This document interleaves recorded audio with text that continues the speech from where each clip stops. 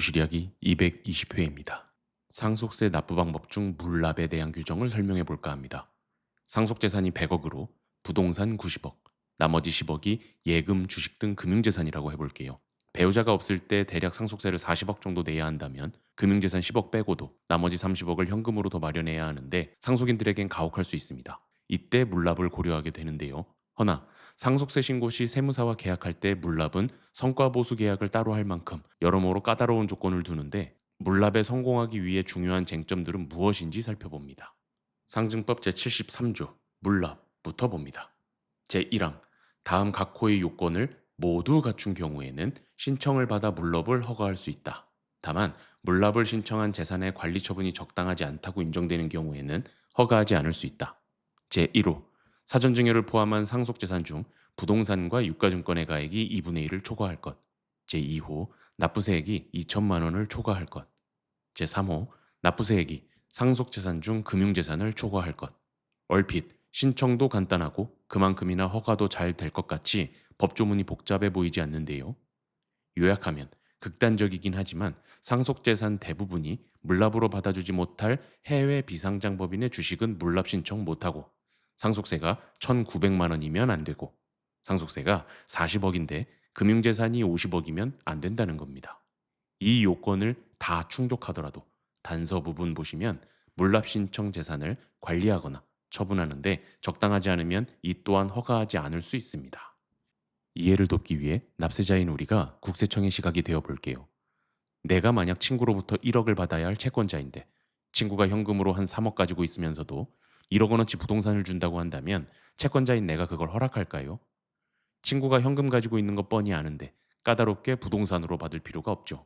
또는 친구에게 현금이 없고 부동산 3억 원어치만 가지고 있는 걸 알아서 어쩔 수 없이 이중 부동산 1억 원어치로 받아야 하더라도 친구가 내게 변제할 1억 원의 부동산에 복잡한 문제가 얽혀 있어 관리하기도 까다롭고 이걸 내가 받더라도 제3자에게 팔기도 어렵다면 이 역시 부동산으로 받진 않을 겁니다. 이렇게 규정의 취지는 이해되는데 시행령에 더더욱 까다로운 요건들을 두고 있어서 면밀히 살펴봐야 하는 것이 물납입니다. 시행령 제70조 물납의 신청 및 허가부터 제71조 관리처분이 부적당한 재산의 물납, 제72조 물납재산의 변경 등 73조 물납 신청의 범위, 74조 물납에 충당할 수 있는 재산의 범위 등 75조 물납에 충당할 재산의 수납가액 결정까지 6개 관련 조문이 있는데 오늘 영상은 부동산으로 신청하는 경우를 가정할 것이어서 제71조, 제73조, 제75조를 중심으로 설명합니다. 령 제71조 관리처분이 부적당한 재산의 물납입니다. 이거 설명하려고 오늘 주제를 만든 것인데요. 물납의 성패를 좌우하는 부분입니다. 다음의 사유로 관리처분상 부적당하면 허가 못한다는 겁니다. 1. 부동산에 지상권, 지역권, 전세권, 저당권 등 재산권이 설정된 경우 2. 물납 신청한 토지와 그 위 건물의 소유자가 다른 경우 3. 토지 위에 묘지가 있는 경우 4. 위 1부터 3과 유사한 사유가 있는 부동산 5. 건축허가를 받지 않은 건축물과 토지 6. 소유권이 공유로 되어 있는 부동산 국세청은 그 부동산을 빨리 처분해서 현금으로 만들 수 있는 상태의 부동산만을 받아야 할 겁니다.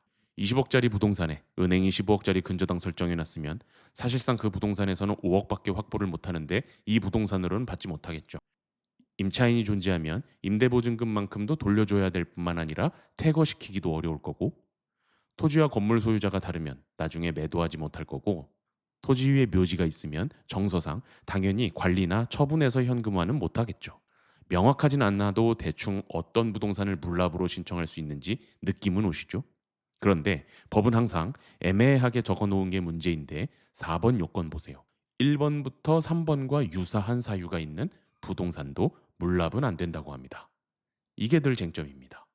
재산권 설정, 소유자가 다른 경우, 묘지가 있는 것과 유사한 정도로 관리하거나 처분하기가 어려운 부동산도 안 된다는 건데 도대체 어디까지가 유사하냐가 해석 때문에 답답한 겁니다.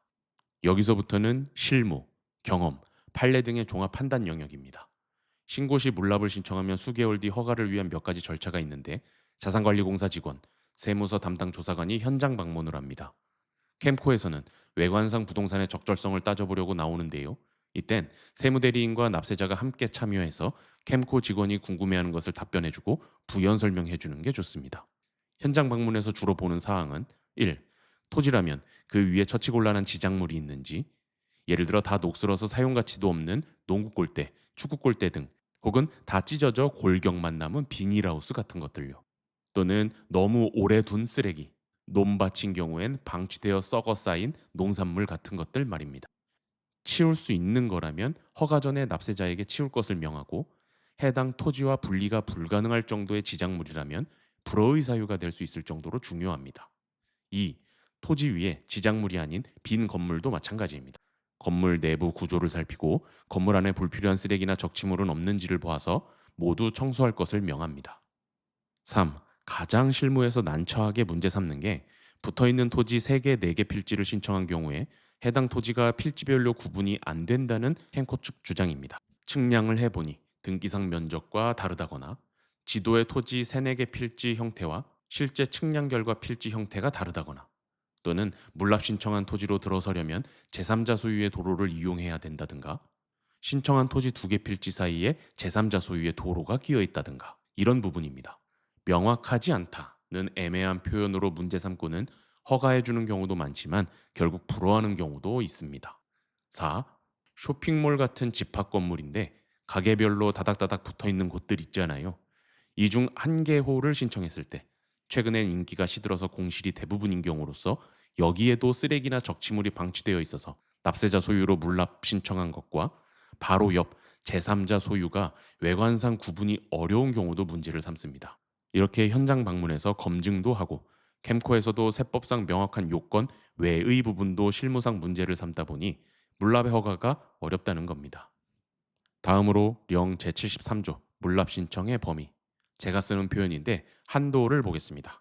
제1항 물납을 신청할 수 있는 납부세액은 다음 각 호의 금액 중 적은 금액을 초과할 수 없다. 제1호 상속재산 중 물납에 충당할 수 있는 부동산 및 유가증권의 가액에 대한 상속세 납부세액. 이건 법에서 정한 물납 가능한 부동산과 유가증권이 전체 상속재산에서 차지하는 비율에 납부할 상속세액을 곱하여 산정합니다. 제2호 납부세액에서 상속재산 중 금융재산과 상장주식의 가액을 차감한 금액.